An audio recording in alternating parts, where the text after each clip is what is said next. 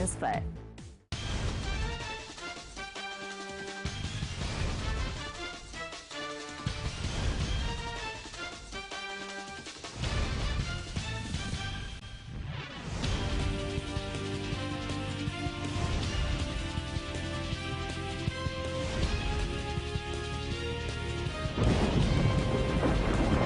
दिलखुलास पहा शनिवारी रात्री 9 वाजता फक्त लेमन न्यूज वर।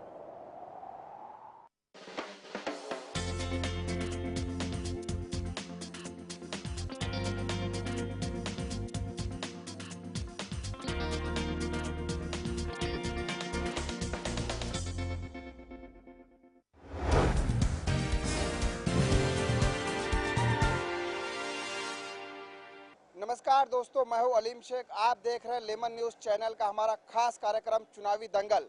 जी हां, चुनावी दंगल में आज हम बात करेंगे मुस्लिम समाज और आम चुनाव। जैसे कि हम सभी जानते हैं कि जैसे जैसे चुनाव नजदीक आते हैं तो मुस्लिम समुदाय को रुझाने का काम लगभग हर पार्टी करती है, चाहे वो कांग्रेस हो या थर्ड फ्रंट हो या फिर बीजेपी हो। लेकिन आज का जो हमारा मुद्दा है है मैं यहाँ अंधेरे के वर्सुआ इलाके में हम मौजूद है। यहाँ के कई मुस्लिम समाज से जुड़े हुए कई बुद्धिजीवी यहाँ पर हमारे साथ मौजूद है। आइए हम उनसे जानते हैं कि वो क्या सोचते हैं इस चुनाव को लेकर और क्या उनकी विचारधारा है और क्या उनकी समस्या है। सबसे पहले हम बात करेंगे अब्दुल रहमान मिल्ली साहब से, जो इस समय शो में हमारे साथ मौजूद है। क्या कहना चाहेंगे आप? चुनाव सर पर है बिल्कुल और चुनावी बिगुल बुक चुका है। मुस्लिम समुदाय की अगर हम बात करें, मुस्लिम समुदाय का अच्छा एक परसेंटेज रखता है पूरे देश में, 20 करोड़ के ऊपर इनकी आबादी है। आने वाले चुनाव में किस नजरिए से आप देखते हैं राजनीतिक पार्टियों को और किस पार्टी से आपकी ज़्यादा उम्मीद है? ये है कि चुनाव का ऐलान जो चुका है, मुसलमान इससे बाखबर है।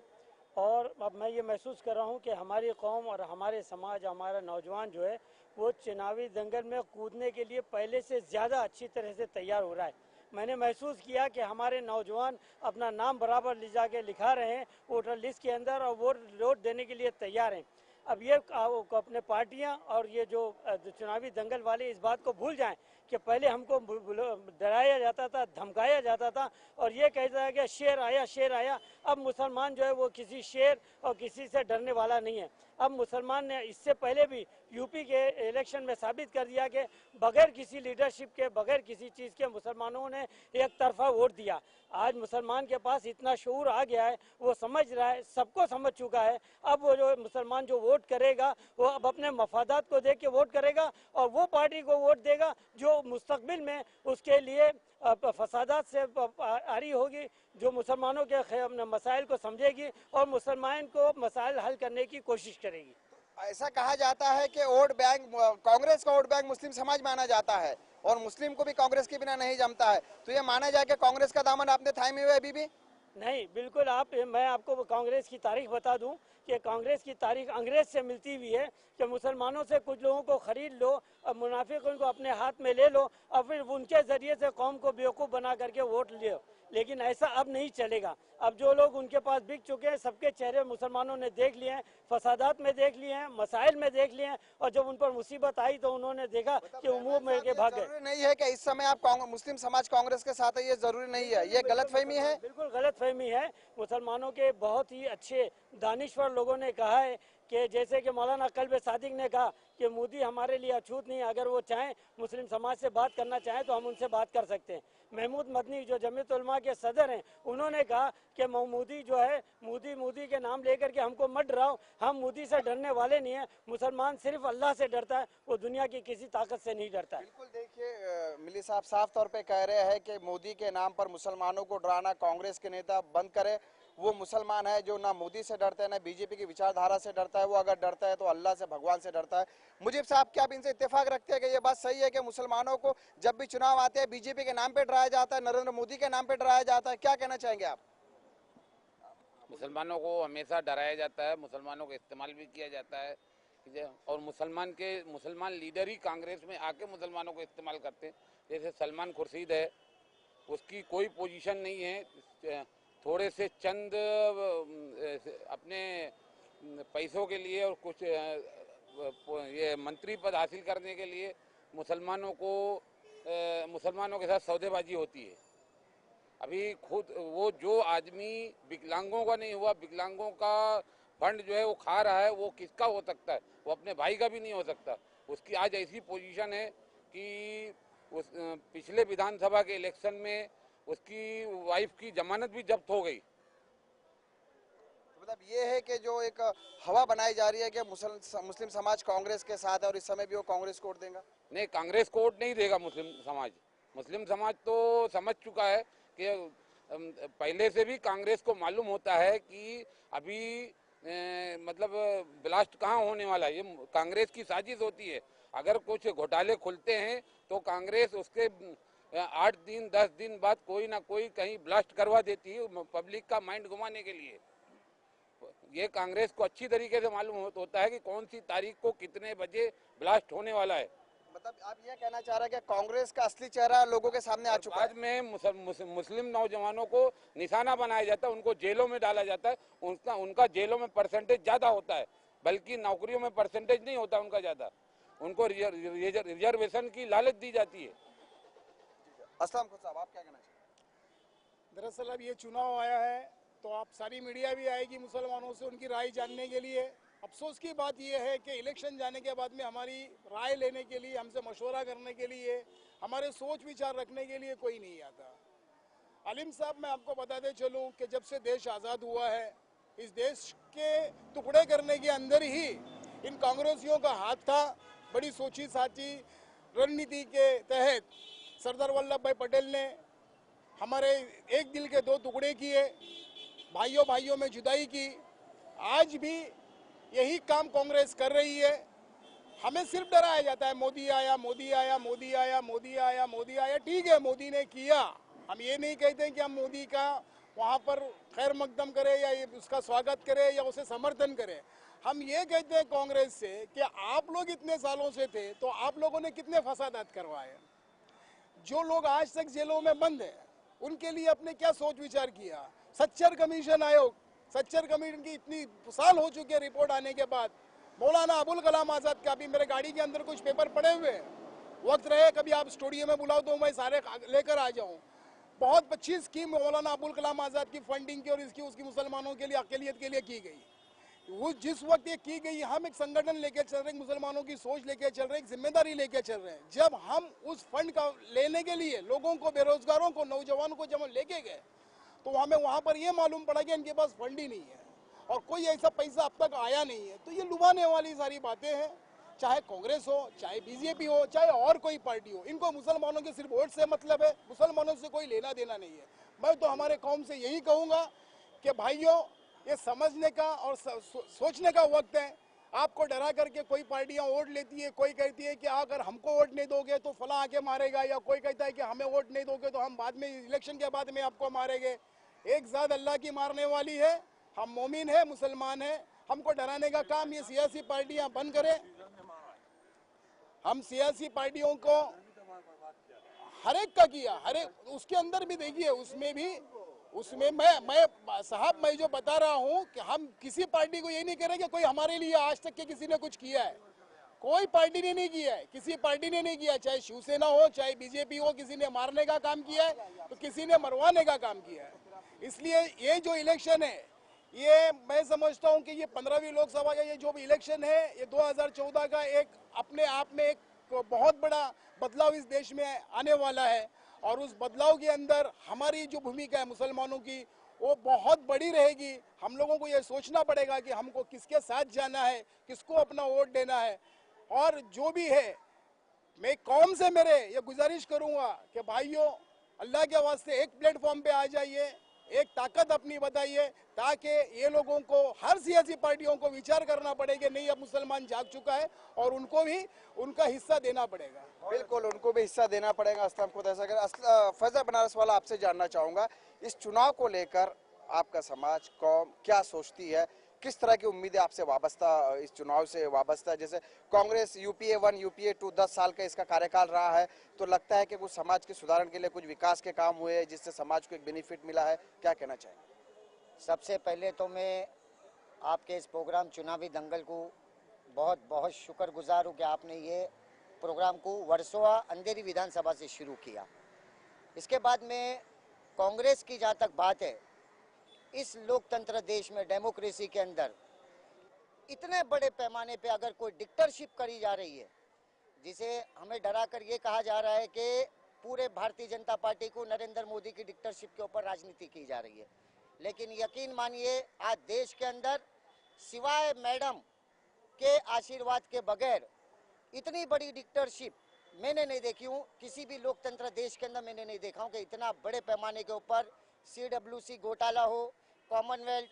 आज मैंने 2 दिन पहले देखा कि सुरेश कलमाडी साहब को टिकट दे दी गई, जिसे CBI ने एक आरोपी घोषित कर दिया है।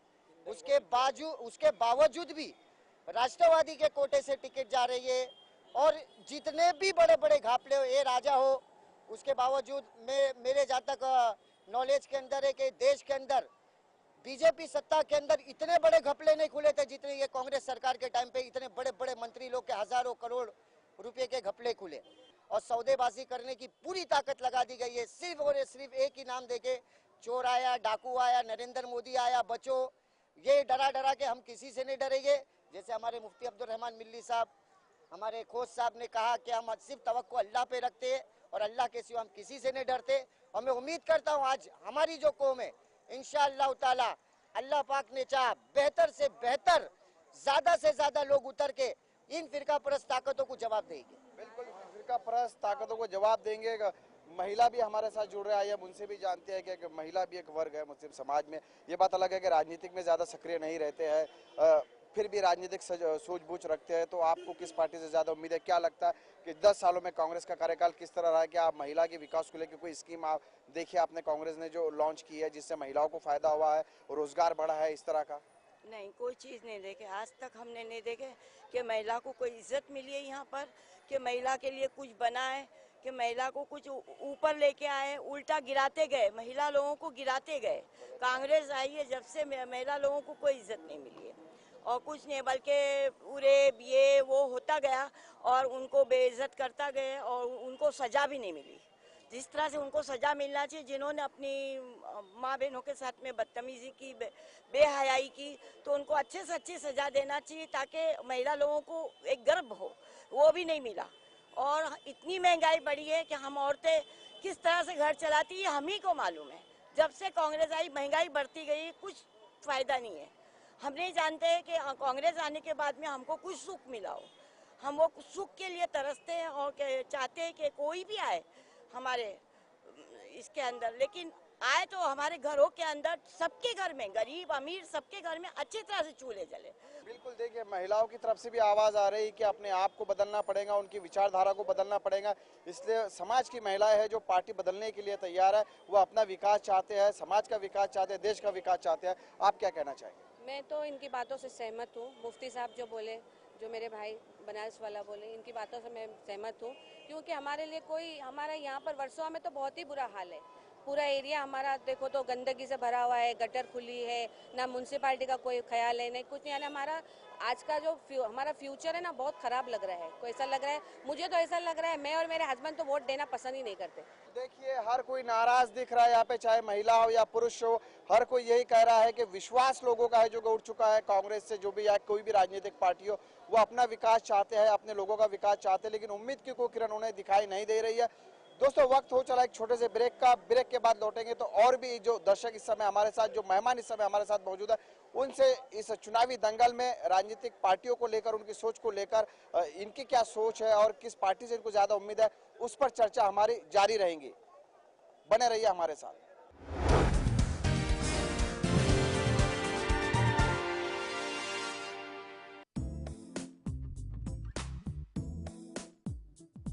मन में इच्छा थी कि एक सुंदर कैंपस बनाए। We also have a very innovative design school which is exclusively for car design. मेरी सोच और विचार से, शिक्षा के माध्यम से अगली क्रांति हमारे इस देश में आएगी। We have free scholarship scheme for the poor students where we charge only 1 rupee for a student coming from an economically deprived background. We really must value our Indian education system.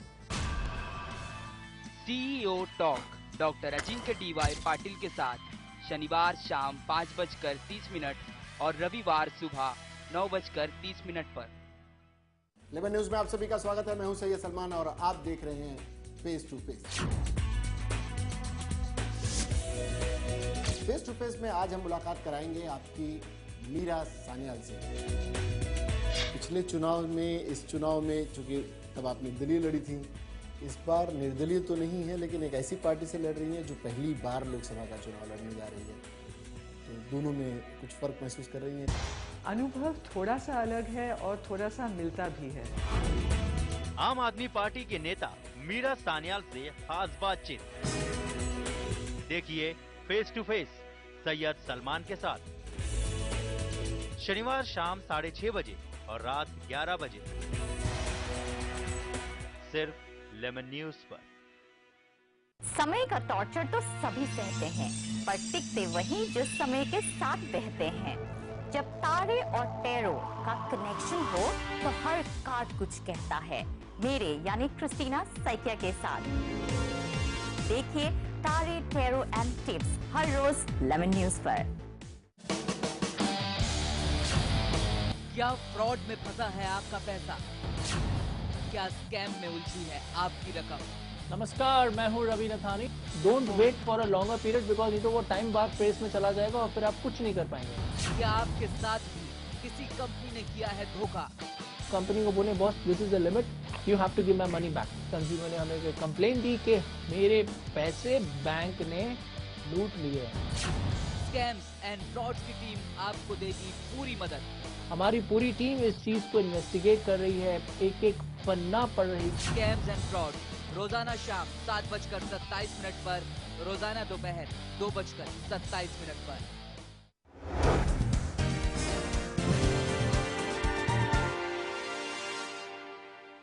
दोस्तों break के बाद फिर आपका चुनावी दंगल में स्वागत है। आइए हम बात कर रहे हैं कि मुस्लिम समाज इस चुनाव को लेकर क्या सोचता है, उनकी क्या प्रतिक्रिया है। एक बार फिर हम जानेंगे उनसे। मिली साहब, मैं आपसे जानना चाहूंगा, जिस तरह यूपीए 1 आई थी तो कई वादे किए गए थे। प्रधानमंत्री का जो 15 पॉइंट प्लान था वो किया गया था, सच्चर कमेटी को लागू किया जाएगा, उसके बाद वादे की थी कांग्रेस ने। एंटी कम्युनल वायलेंस बिल जो है वो पास होते होते रह गया। लोकसभा में कांग्रेस ने पास किया, राज्यसभा में वो पास हो नहीं पाया। तो कई बातें, फिर गुजरात दंगों को लेकर भी वादे किए गए थे कि आरोपियों को सजा दी जाएंगी। लेकिन जहां तक 10 साल का कार्यकाल रहा है तो उस पर आप क्या कहना चाहेंगे? आप बीच में सोनिया गांधी से भी आपका डेलीगेशन मिला था, आपने चर्चा की थी, कहाँ तक वो बात पहुंची? हम लोगों ने तकरीबन जब हम मिले थे तकरीबन 25 उलमा थे, पूरे मुल्क के उलमा को जमा करके दिल्ली में ऑल इंडिया दीनी मदारिस बोर्ड के पैनल पर मिला गया था। और उनको जब सबसे बड़ा जो इशू हमने उनके सामने रखा था कि जो मुसलमानों को बेगुनाह बम ब्लास्ट में उठा के डाला जा रहा है और अदालतें उनको बरी कर रही हैं, तो जिन लोगों ने उनको बेगुनाह उनकी ज़िंदगी बर्बाद की, जो पुलिस वाले हैं जो गलत इन्वेस्टिगेशन करके उनको जेल में डाल रहे हैं, उनके खिलाफ आप लोग एक्शन क्यों नहीं लेते? तो उन्होंने वादा किया था, वो वादा फर्दा रह गया, आज तक उसके ऊपर कोई अमल नहीं हुआ। लेकिन ये सही है कि 10 साल के कार्यकाल में कांग्रेस के मुसलमान नीचे से बिल्कुल ही नीचा चला गया। मुसलमान का कोई वादा पूरा नहीं हुआ, बल्कि मुसलमानों पर जो आफतें आनी चाहिए थी और ज़्यादा कर दी गई। अलीगढ़ यूनिवर्सिटी का जो हमने अक़लियती किरदार का मुतालबा किया गया था वो आज तक पूरा नहीं हुआ। हमने अपने इस्माइल यूसुफ कॉलेज जो हमारी प्रॉपर्टी है, हमारे पुरखों ने हमारे लिए बनाया था, उस पर हुकूमत का कब्जा है, वो हुकूमत हमें देने के लिए तैयार नहीं है। तो कांग्रेस ने जितना हमारे साथ नाइंसाफ़ी की है, मैं समझता हूँ हिंदुस्तान की किसी पार्टी ने हमारे साथ इतनी नाइंसाफ़ी नहीं की। क्या आप इनके पास से, मुफ्ती साहब के पास से सहमत है कि पिछले 10 साल में जो भी हुआ है कांग्रेस की तरफ से काम कुछ नहीं हुआ, सिर्फ एक्सप्लॉयटेशन हुआ है समाज का? देखिए, मुस्लिम समाज का मैं इनकी बातों से तकरीबन मुत्तफिक हूँ। कांग्रेस पार्टी ने चाहे सच्चर कमीशन हो या रंगानाथ मिश्रा कमीशन हो, उसके अंदर सिर्फ 10% अमल किया है, 90% कुछ अमल नहीं किया है। मैं पिछले 50 साल से कांग्रेस पार्टी मुसलमानों को अपने वोट बैंक के तौर पर इस्तेमाल करती रही है और जितने भी मुस्लिम नेता रहे मैं उनको एक ही, जो भी मुख्तलिफ पॉलिटिकली पार्टी, चाहे समाजवादी हो, कांग्रेस हो, राष्ट्रवादी हो या कोई और भी पार्टी हो, उस मुसलमान जो उस पार्टी में, मैं उनकी एक मिसाल से वाज़ेह करूँगा। जब हिंदुस्तान आज़ाद नहीं हुआ था तो उस वक्त हिंदुस्तान में अंग्रेज अपने कदम जमाने की कोशिश कर रहे थे। उस वक्त बकौल महात्मा गांधी जी जो हिंदुस्तान के पहले मुजाहिद आज़ादी थे, टीपू सुल्तान रहमतुल्लाह अलैह, जब अंग्रेज इस मुल्क में अपने कदम जमा कर इस मुल्क को गुलाम बनाना चाहते तो टीपू सुल्तान रहमतुल्लाह अलैह ने उनके खिलाफ लड़ने की कोशिश की। तो उस वक्त मुल्क के अंदर, मुस्लिम कौम के अंदर निज़ाम के रूप में एक ऐसा भी शख्स था जो अपनी ज़ाती मुफादात के खातिर मुल्क को और कौम को दोनों के बेचने के लिए तैयार था। पिछले 50 साल से जितने पॉलिटिकली पार्टीज में मुस्लिम लीडरान है वो अपनी ज़ाती मुफादात के खातिर वो अपनी कौम को बेच देते। राहुल गांधी इन दिनों चुनावी सभा में कहते हैं कि हमने मदरसों को फंड दिया है, वक्फ बोर्ड में हमने कई बदलाव किए हैं और कई चीजों को लेकर हमने ये किया है। 10 साल में हमने कई समाज के लिए काम किया, हमने आरटीआई कानून हमने लाया, इस तरह की वो बातें करते चुनावी सभा में। क्या कहना चाहिए? पहले तो इन लोग ये कहते हैं कि हमने विकास किया विकास किया विकास किया। मुझे ये समझ में नहीं आता कि इन लोगों ने कोई हम पर मेहरबानी की। पूरे दुनिया के अंदर विकास हो रहा है। आज दुनिया कहाँ जा रही है और हम कहाँ हैं। अभी यही सामने देखिए, ये रोड कम से कम आज महीनों गिनती से ये रोड बन रहा है। फॉरेन में जाओ 4 दिन के अंदर ये रोड एक का काम होता है, क्लियर होता है। ये विकास के नाम पे और ये मदरसों को हमने फंडिंग दिया या हम ये कर रहे हैं वो कर रहे हैं, ये जो राहुल गांधी जो कहते हैं उनको जो कहलवाया जाता है वही कहते हैं। इनको लिख के जो स्क्रिप्ट दी जाती है वही उनका पढ़ने का काम है। अब ये कुछ न कुछ तो बताना पड़ेगा कि हम देते हैं। जो इसके पहले जो वादे किए वो कहाँ है, पहले उन वायदों को पूरा कीजिए। हमारा बोलने का मकसद ये है कि आपने आज़ादी से लेके आज तक जो हमारे मुसलमानों के लिए भाइयों वायदे किए थे उन वादों को पूरा कीजिए, ना कि एक 4-5 मुसलमानों को एमएलए एमपी की सीट दे करके उन्हें कोई मंत्री पद देकर और उनसे हमारे लिए गुलामी का वाला काम कराते रहे। राहुल गांधी एक हुआ है, नरेंद्र मोदी हो, ये हुआ, ये सारे हुए और ये खड़ा कर। आज मैं एक चीज आपको बताता हूँ साफ क्लियर पे, हम भी कुछ स्टडी कर रहे हैं, मैं भी तकरीबन 32 साल से इस राजनीति में हूँ। ये आरएसएस और जनसंघ को खड़ी करने वाली भी कांग्रेस है। ये डराने के लिए जिस तरीके से यहाँ पे शिवसेना को खड़ा कर दिया गया था लाल बॉर्डर के साथ में लड़ने के लिए, सीपीआई सीपीएम डावे जो लोग हैं उनसे इनका जब टकराव जब होता था कांग्रेस का, तो कांग्रेस को ये डर था कि ये कभी ना कभी हम पे हावी हो गए, इसलिए उसको फोड़ने के लिए, जनता दल को फोड़ने के लिए इन लोगों ने यहाँ पर शिवसेना की बुनियाद डाली। आज क्या हो गया, शिवसेना उनके मुकाबले में आकर के खड़ी हो गई। इसी तरीके से बीजेपी के अंदर भी इन लोगों ने ये बुनियाद डाली गई थी और ये सत्ता में आने के लिए उनको इतना नहीं पता था कि ये बहुत आगे निकल जाएंगे। आज मुसलमान उंगलियों के ऊपर, आज दुनिया के अंदर उंगलियों के ऊपर दुनिया में क्या चल रहा है दिखाई दे रहा है। आज हर एक इंटरनेट मोबाइल है, नेट इस्तेमाल करना जानता है। आप लोगों के माध्यम से, मीडिया के माध्यम से आज जो भी दुनिया में कहाँ भी कुछ हो रहा है तुरंत मालूम पड़ता है। तो वो जमाना गया कि लोगों को बहलाया जाए, फुसलाया जाए, बहकाया जाए, डराया जाए, धमकाया जाए। गोधरा के कांड में भी कांग्रेसियों का हाथ था। ये मिली जुली साजिश थी, ये डराने का काम क्यों? के देखिए कोई मारेगा तो कहीं कोई डर के किसी के पास अपनी शरण के लिए जाएगा। ये शरण में लेने का काम करते हैं और हम इस वक्त थोड़े होशियार हो चुके हैं। मैं मेरे कौम से दोबारा से गुजारिश करूंगा कि भाइयों अभी भी संभल जाओ, अभी भी सुधर जाओ। ठीक है, होशियार रहे और सुधरने का काम करे। आप क्या कहना चाहेंगे? आप क्या कहना चाहेंगे?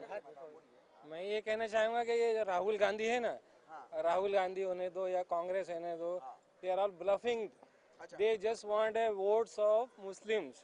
एक बार ये इलेक्शन में आ गए तो फिर ये समझते हैं इनके बाप दादा की जायदाद है, इनको 2 मुस्लिम मिनिस्टर बनाना है।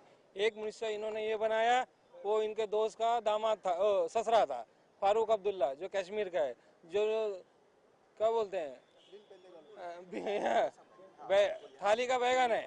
पहले बीजेपी में था, अभी जब इनकी बेटी ने शादी की हिंदू के साथ तो उसके खिलाफ बोला, फिर अभी उसने उनको मिनिस्टर बना दिया तो उसको बोलता मेरा बेटा है। फिर दूसरा इनका ये चमचा है कुर्सी था, उसको क्या है, ये उसने ही married to a non Muslim. अब उसको इन लोगों ने बना दिया है कि ये मुस्लिम मिनिस्टर है। सवाल ये है कि मतलब आप ये कह रहे हैं कि जो भी कांग्रेस है मुस्लिम समाज को एज ए वोट बैंक इस्तेमाल करती है, आप इससे सहमत है? और उनके विकास और काम की बात आती है तो पीछे हट जाती है। बिल्कुल सही बात है। इन लोगों ने रिजर्वेशन क्यों नहीं देते हैं इनको अच्छी तरह? अच्छा भाई, ये इनको अच्छी तरह मालूम है रिजर्वेशन क्यों नहीं देते हैं। रिजर्वेशन दो। Our Muslim conditions are much more backward than the scheduled caste. You give us reservation in education, in jobs. Why you are not giving reservation in jobs and all that? एक बार हमको job दे, मिल जाएगा, हम खुद ही खाएंगे कमाएंगे। अभी non Muslim में जो शेड्यूल कास्ट रहते हैं वो तो एकदम बैकवर्ड रहते हैं, उनको गवर्नमेंट जॉब मिल जाता है। गवर्नमेंट जॉब में तो आपको मालूम है रिश्वत के नाम पे भाई लोग कितने पैसे खाते हैं। सैलरी उनकी बेसिक होती है, डियरनेस अलाउंस बाहर से लेते हैं वो। तो इनको भी हम मुस्लिम लोगों को भी वो लोग रिजर्वेशन देवें, एजुकेशन में दो और जॉब में दो। First of all we want job reservation. ये कांग्रेस बेवकूफ़ बनाने का धंधा करती है। इलेक्शन आ गया, हमने ये कर दिया, हमने मदरसों को चंदा दे दिया, ये सबसे कुछ नहीं होगा। बिल्कुल सर ने जो कहा, आप इत्तेफाक रखती हैं? बिल्कुल सही कह रहे हैं, बिल्कुल है। ये जो एजुकेशन में रिजर्वेशन चाहते हैं या एम्प्लॉयमेंट में रिजर्वेशन चाहते हैं, आपका क्या कहना है? हाँ, तो रिजर्वेशन मिलेगा तो कौम ऊपर आएगी, उनको अपने रोजगार मिलेगा, वो उनके बच्चे तालीम हासिल करेंगे। जब रिजर्वेशन नहीं होगा तो रोजगार नहीं होगा, रोजगार नहीं होगा तो वो कौम कैसे तरक्की कर पाएगी, तरक्की पीछे जाएगी। हम तो कहे 100% जो कहा गया, हमारे इकबाल साहब जो है मेरे बचपन के साथी है, आज की साथी ने कम से कम 60 साल हमारा दोस्ती है। हम 7 साल से हमने कांग्रेस का सपोर्ट किया, लेकिन अब हमसे बदजन हो गए। क्यों बदजन हो गए ये नहीं सोचिए कि हम क्यों बदजन है, क्योंकि उन्होंने मुसलमानों के लिए कुछ नहीं किया, सिर्फ वादे किए हैं। हम यहाँ तक एक सवाल कहूँ कि नरेंद्र मोदी भी एक हवा का झटका है जो आवाम के सामने उभरने की कोशिश कर रहा है और आवाम को बेवकूफ बनाने की कोशिश कर रहा है। समझे, मोदी भी कुछ नहीं है, लेकिन उनसे बढ़ाया गया, ये कांग्रेसी नहीं उनको बढ़ाया गया और कुछ भी नहीं। देखिए, इकबाल साहब ने एक अहम मुद्दा यहाँ पर उठाया है कि रोजगार और एजुकेशन में रिजर्वेशन होना जरूरी है। आप सहमत हैं? मुझे नहीं, मैं सहमत हूँ, ये बहुत जरूरी है। बगैर एजुकेशन के, बगैर रिजर्वेशन के मुसलमान आगे बढ़ ही नहीं सकता है। आपका क्या कहना है? देखिए, मैं सबसे पहले बात बताऊं कि हसन बसीर रहमतुल्लाह एक दानिश्वर थे। उन्होंने कहा था कि इंसान इल्म के बगैर जानवर के मानिंद थे। पिछले 50 साल के अंदर जो है कांग्रेस पार्टी की पॉलिसीज रही है, जो नाम नहीं है, सेकुलर पार्टी है, चाहे समाजवादी हो या राष्ट्रवादी हो, उन्होंने मुसलमानों को जानवर बनाने की कोशिश की है। उसकी मैं सीधी सी मिसाल देता हूँ। और एक मगरिबी दानिश्वर का कॉल था कि अगर किसी कौम को तबाह और बर्बाद करना है तो उस कौम के तालीमी मियार को गिरा दो, एजुकेशन स्टैंडर्ड को गिरा दो, वो कौम खुद ही तबाह और बर्बाद हो जाएंगी। आज मुस्लिम इलाकों के अंदर उर्दू हो या दूसरे जो भी गवर्नमेंट के तालीमी इदारे हैं, उनका मियार इतना गिरा हुआ है जिसके अंदर इंसान नहीं बन सकता, जानवर का जानवर रहता है। मैं खुद कर्नाटका का रहवासी हूँ, जहाँ पे वर्ड बाकायदा मुस्लिम यूज इस्तेमाल हुआ है जो 2B में आता है। जब वहाँ पे रिजर्वेशन दिया जा सकता तो यहाँ क्या वो कर्नाटका हिंदुस्तान से बाहर है? अलीम भाई, ये सच्चर कमीशन का, सच्चर कमेटी का ये रिपोर्ट है मेरे हाथ में। इसके अंदर सिर्फ ये बता रही है कमेटी के टोटल हिंदुस्तान के अंदर जो सरकारी मुलाजमात है, 100 के पीछे 5 का हमारा एवरेज है। 100 मुलाजिमात के पीछे 5 का हमारा एवरेज है। और IAS IPS में तो बहुत ही शर्मनाक आंकड़े आ रहे हैं। 4790 के अंदर 108 मुस्लिम IAS IPS ऑफिसर है। और जो बड़े बड़े ओहदेदार हैं, जैसे कि जो जिसे कहते हैं कि ज्वाइंट सेक्रेटरी जैसे जो बड़ी बड़ी पद हैं, उसके ऊपर 0। ज्वाइंट सेक्रेटरी जो होना चाहिए, उल्लेखनीय है कि देश के प्रमुख बाहरी जासूसी एजेंसी और raw research and analysis wing में ज्वाइंट सेक्रेटरी, संयुक्त सचिव, इन या इसके उस ऊंचे पदों पर एक भी मुसलमान इस देश पे ऊंचे लेवल पे काबिज नहीं है। मतलब कांग्रेस इसकी जिम्मेदार है? इसकी जिम्मेदार कांग्रेस है। इतने सालों से बीजेपी ने और बाकी जो चंद कुछ लोग आए, उनका अगर एवरेज लगाया जाए तो 10 या 11 साल की उन लोगों ने टोटल 1947 से आज तक के उन लोगों ने इस देश पे राज किया है। बाकी पूरा राज और पूरी पॉलिसी, डिप्लोमेसी तैयार करने वाले ये जो लोग हैं, ये कांग्रेस ही है, कांग्रेस ने किया है। ठीक है, फैसल भाई क्या कहना चाहेंगे आखिर में? मैं ये कहना चाहूँगा कि 2.5-3 महीना पहले मैंने एक RTI डाला था। RTI के अंदर मुझे बड़ी शर्म से कहना जा रहा है कि स्लम को हमारे मनमोहन सिंह साहब इसे शंघाई बनाने का एक सपना बताए इस मुंबई में आकर कि इस देश के अंदर मुंबई को शंघाई बनाया जाएगा। और बड़े अफसोस से मुझे ये कहना शर्म आ रही है कांग्रेस सरकार के ऊपर कि 78 लाख रुपया महाड़ा का फ्लैट, एक फ्लैट अगर महाड़ा में कोई अलॉटमेंट हुआ है तो हीरानंदानी पवई के अंदर उस फ्लैट की कीमत 78 लाख रुपया है। मैं ये सोचता हूँ कि SRA के अंदर जब महाड़ा में कोई चीज़ प्रपोजल जाती है, ABC कैटेगरी के हिसाब से उसको अलॉट किया जाता है, तो एक गरीब आदमी 78 लाख रुपया लाएंगा कहाँ से? मतलब महंगाई। और इस तरह से भ्रष्टाचार हुआ कि जब मैंने RTI डालने के बाद मुझे काफ़ी उसके अंदर मामला को झेलना पड़ा। लेकिन कहने का मतलब है, इनके पास इतनी बड़ी एक लॉबी तैयार है जो किसी को भी कभी भी कहीं भी हाईजेक कर सकती है। और उस वक्त उसकी जो चेयरपर्सन थी, उससे भी मेरी बहस हुई कि समाज के जबो हाली का जिम्मेदार कहना कि कांग्रेस ही है, हर हाल में कांग्रेस है। और कांग्रेस को मैं इतना जानता हूँ इस युवा पीढ़ी से, इस बार कांग्रेस हो, भारतीय जनता पार्टी हो, कोई भी पक्ष हो, उम्मीदवार को बड़े सोच समझ के अपना कीमती वोट दे। आपका क्या? बेशक जो फैसल भाई ने बात की है, एकदम सही बात की है। आज की डेट में मतलब कांग्रेस कुछ काम की नहीं है, युवा के लिए भी कुछ नहीं, किसी ने किसी के बारे में कुछ भी नहीं किए। आज की डेट में आप देखा जाएगा तो सिर्फ आप रोड के बाद देखेंगे तो जितने भी कार्य करता है सिर्फ फोटो फेस्टिवल यहाँ पे लगता है, बाकी काम कोई नहीं आता है। जितने भी यहाँ पे 50 आपको यहाँ पे होर्डिंग दिखेंगे, ये दिखेंगे, ये शाखा प्रमुख, वो शाखा प्रमुख, ये है, वो है, ये सिर्फ फोटो फेस्टिवल है। फोटो फेस्टिवल बोलते हैं ना, ये फोटो फेस्टिवल बना के रखे, कोई कुछ काम का नहीं है। बिल्कुल फोटो फेस्टिवल है, कुछ काम करने। जाते जाते 2 सवाल आपसे करना चाहूँगा। क्या लगता है कि एजुकेशन, रोजगार में रिजर्वेशन की जो मांग है वो जायज़ है? हाँ, बिल्कुल जायज़ है, वो तो होना ही चाहिए, बिल्कुल ज़रूरी है। हम लोग सब इतने वो नहीं है कि जो हम सब कर सके पूरा। तो ये तो ध्यान रखना ही चाहिए ना इनको, कांग्रेस को होगी कोई भी पार्टी आए, सबको रिजर्वेशन का ध्यान रखना चाहिए। सही है मैडम, जो इन्होंने कहा वो सही है। रिजर्वेशन ज़रूरी है हमारे बच्चों के एजुकेशन के लिए, हमारे लिए बहुत ज़रूरी है। बिल्कुल, देखिए तो ये थे यहाँ के निवासी मुस्लिम समाज के बुद्धिजनक जो यही कह रहे हैं कि अगर कांग्रेस वाकई में संजीदा है, गंभीर है उनकी समस्याओं को हल करने में, क्योंकि पिछले 50-60 सालों से कांग्रेस का ही दामन थामे हुए समाज और मुस्लिम समाज पर अक्सर ये भी आरोप लगता है कि वो कांग्रेस का वोट बैंक है, कांग्रेस के बिना किसी को वोट नहीं देते। लेकिन इन्होंने अहम मुद्दे इस चर्चा में, चुनावी दंगल में उठाए हैं कि वाकई में अगर कांग्रेस उनकी समस्या को लेकर गंभीर है तो वो उन्हें रोजगार में रिजर्वेशन दे, एजुकेशन में रिजर्वेशन दे और उनकी हर समस्याओं को गंभीरता से ले। सिर्फ कागज पर, कोरे कागज पर प्लान बनाना और उस पर वादे करना और उसे सालों साल अमल ना करना, यह ठीक नहीं है। यही कारण है कि इन लोगों का गुस्सा है जो कि कांग्रेस और यूपीए के प्रति है, जो कि हमने देखा। दोस्तों, आज के लिए चुनावी दंगल में फिलहाल इतना ही। हम कल फिर मिलेंगे नई जगह नए लोगों के साथ।